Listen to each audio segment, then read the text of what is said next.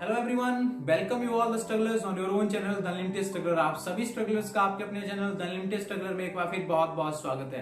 मैं संतोष कुमार सांख्यान एक बार फिर प्रस्तुत हूँ आपके सामने एक नया स्कॉलरशिप अपडेट लेकर के।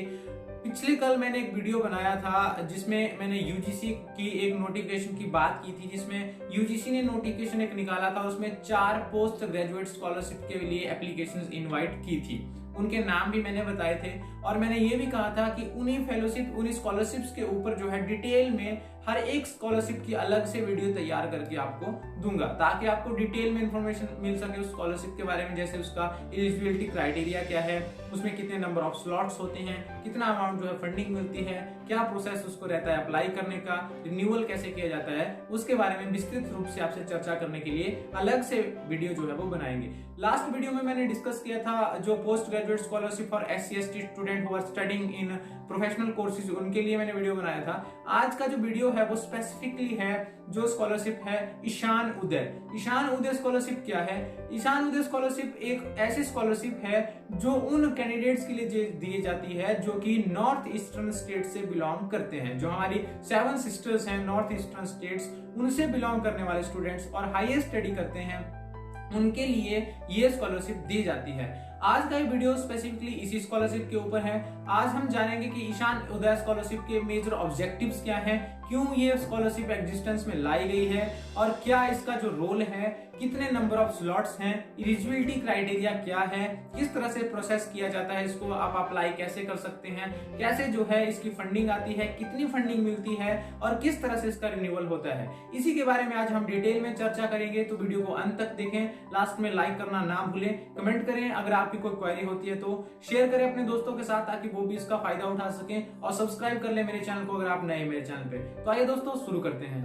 तो लीजिए दोस्तों, ये है वो नोटिफिकेशन जो आपको मिलेगा नेशनल स्कॉलरशिप पोर्टल के ऊपर। इसमें पूरा डिटेल में बता रखा है कि ईशान उदय स्कॉलरशिप क्या है, क्या इसका एलिजिबिलिटी क्राइटेरिया है, किन लोगों को मिलती है, कितने नंबर ऑफ स्लॉट हैं, क्या रजिस्ट्रेशन का प्रोसीजर है, किस तरह से रिन्यूअल किया जाता है और कितनी जो है फाइनेंशियल असिस्टेंट इसमें मिलती है। डिटेल में डिस्कस करेंगे। जैसा कि नॉर्थ ईस्टर्न यहाँ पे वर्ड लिखा हुआ है तो आप इससे समझ गए होंगे कि नॉर्थ ईस्टर्न जो स्टेट्स हैं उनके जो हायर स्टडीज़ में जाने वाले स्टूडेंट्स हैं उनको ही ईशान उदय स्कॉलरशिप जो है वो मिलती हैं। अब बात करते हैं ऑब्जेक्टिव्स की। ऑब्जेक्टिव क्या है? देखिए, to provide equal opportunity for higher studies in north eastern region, कि जो नॉर्थ ईस्टर्न रीजन के स्टूडेंट्स हैं उनको इक्वल अपॉर्चुनिटी मिले, बाकी जो स्टूडेंट्स हैं कंट्री के उनके बराबर उनको हिस्सा मिले। To increase the gross enrolment ratio in north eastern region, to focus more on professional education in north eastern region, optimum utilisation of north eastern region budgetary allocation.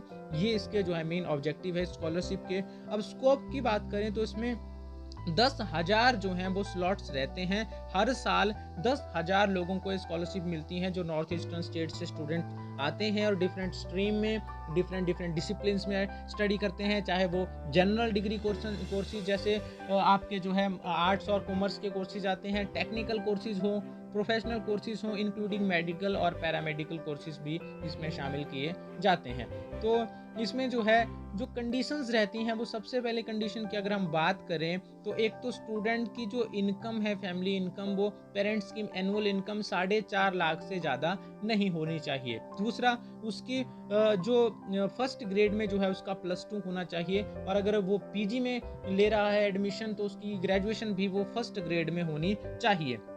इसके बाद उसकी जो स्टडी होनी चाहिए जहाँ से वो कर रहा है, चाहे पोस्ट ग्रेजुएशन या ग्रेजुएशन, वो उसकी फुल टाइम होनी चाहिए, पार्ट टाइम नहीं होनी चाहिए, और वो भी UGC से रजिस्टर्ड एफिलेटेड किसी भी यूनिवर्सिटी से हो सकती है, कॉलेज से हो सकती है, डीम्ड इंस्टीट्यूशन से हो सकती है, या किसी नेशनल इंपॉर्टेंस का इंस्टीट्यूशन है वहाँ से हो सकती है, सेंट्रल यूनिवर्सिटी से हो सकती है, सेंट्रल या स्टेट फंडेड यूनिवर्सिटी किसी से भी हो सकती है, लेकिन एफिलेटेड टू UGC होना चाहिए। फैमिली इनकम 4.5 लाख से ऊपर नहीं होनी चाहिए इंक्लूडिंग ऑल सोर्सेज, और फर्स्ट ग्रेड में स्टूडेंट का जो है वो होना चाहिए उसका जो रहता है अपना मार्क्स उसके फर्स्ट ग्रेड में आने चाहिए।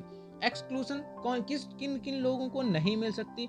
ऐसे लोग जो डिस्टेंस एजुकेशन से अपनी पढ़ाई कर रहे हैं या ओपन स्टडीज कर रहे हैं, उनको ये स्कॉलरशिप नहीं मिल सकती। दूसरा, ऐसे स्टूडेंट जो कि किसी स्कॉलरशिप को ले रहे हैं अंडर ग्रेजुएशन के दौरान या पोस्ट ग्रेजुएशन के दौरान किसी स्कॉलरशिप को ले रहे हैं ऑलरेडी, उनको भी स्कॉलरशिप नहीं मिल सकती, क्योंकि एक साथ दो जगह से फंडिंग कोई भी नहीं ले सकता है। तीसरा, जो स्टूडेंट मैनेजमेंट कोटा के थ्रू भर्ती हुए हैं, जैसे सब्सिडाइज सीट और नॉन सब्सिडाइज सीट होती है, तो नॉन सब्सिडाइज कैटेगरी में अगर एडमिशन ले रखा है तो उनको भी स्कॉलरशिप नहीं मिलेगी। तीसरी बात, ये स्कॉलरशिप सिर्फ डिग्री कोर्सेज में मिलती है, डिप्लोमा कोर्सेज में नहीं मिलती है। और चौथा, फिर से मैं कह रहा हूँ कि इनकम 4.5 लाख से ज़्यादा नहीं होनी चाहिए। स्लॉट्स की बात करें तो 10,000 स्लॉट रहते हैं इसमें, पूरे नॉर्थ ईस्ट रीजन के जो 10,000 लोगों को, 10,000 स्टूडेंट्स को स्कॉलरशिप मिलती है। इसमें अगर हम बात करें तो प्रोपोर्शनेटली जो है वो स्लॉट्स डिवाइड किए जाते हैं सारी जितनी भी नॉर्थ ईस्टर्न स्टेट्स हैं, पॉपुलेशन के हिसाब से कि कितनी पॉपुलेशन है उसके हिसाब से कितना प्रोपोर्शन में जो है वो बंटेगी सीट्स। और अगर बात करें तो टोटल सीट्स का 3% जो है वो फिजिकली या पर्सन विद डिसेबिलिटीज होते हैं उनके लिए आरक्षित इसमें होती हैं।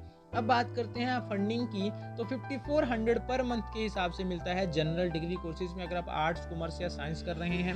और अगर टेक्निकल या प्रोफेशनल या मेडिकल या पैरामेडिकल कोर्स आप कर रहे हैं तो आपको 7800 पर मंथ के हिसाब से आपका जो है वो स्कॉलरशिप मिलेगा।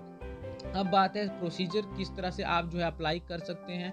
अप्लाई करने के लिए सिंपल सा फंडा है इसमें कि आपको नेशनल स्कॉलरशिप पोर्टल पे जाना है, वहाँ पे इस स्कॉलरशिप के लिए रजिस्ट्रेशन करना है। रजिस्ट्रेशन करने के बाद आपने डॉक्यूमेंट अपलोड करने हैं और उसके बाद आपका स्क्रूटनी होगा और आपका जो है फर्दर आपको स्कॉलरशिप जो है वो अलॉट होगी। इसके लिए मैंने ऑलरेडी एक वीडियो बना रखा है, नेशनल स्कॉलरशिप पोर्टल क्या है, उसमें कैसे रजिस्ट्रेशन करनी है, डिटेल में मैंने आपको उसमें बताया हुआ है। सिलेक्शन प्रोसीजर के लिए वही सारा प्रोसेस है कि स्क्रूटनी होगी आपके डॉक्यूमेंट्स के हिसाब से, आपके मार्क्स के हिसाब से, आपने प्रीवियस क्वालिफिकेशन कितनी ली है, कैसी ली है, उसके हिसाब से जो है वो आपको स्क्रूटनाइज वहाँ पे किया जाएगा। और ये स्कॉलरशिप उन्हीं लोगों को मिलेगी जो फुल टाइम किसी यूनिवर्सिटी, इंस्टीट्यूशन या कॉलेज में एडमिशन ले रखेंगे।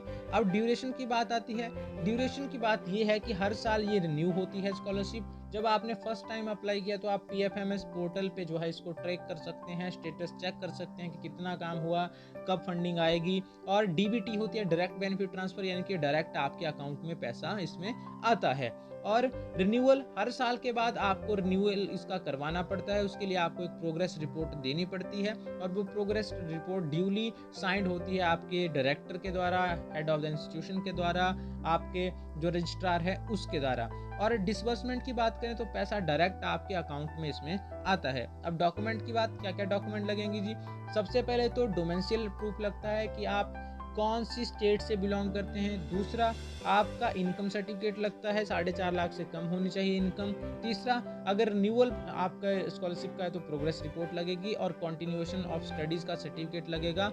और अगर इसके साथ अगर फ्रेश अगर आप कर रहे हैं तो आपका मार्कशीट लगेगी, आपकी कैटेगरी का सर्टिफिकेट लगेगा, आपका जो भी डॉक्यूमेंट है वो सारे इस पे अपलोड होंगे। अब नेशनल स्कॉलरशिप पोर्टल पे अगर आप जाएंगे तो वहाँ पे आपको सारे डॉक्यूमेंट वो लिस्ट वाइज जो है वो बता देगा। ये मोटा माटी मैंने आपको बता दिए, तो आई होप आपको वीडियो पसंद आया होगा। Thanks for listening, thanks for watching. Like करें वीडियो को, कमेंट करें अगर आपकी कोई क्वेरी होती है तो, शेयर करें वीडियो को अपने दोस्तों के साथ और सब्सक्राइब कर लें मेरे चैनल को अगर आप नए मेरे चैनल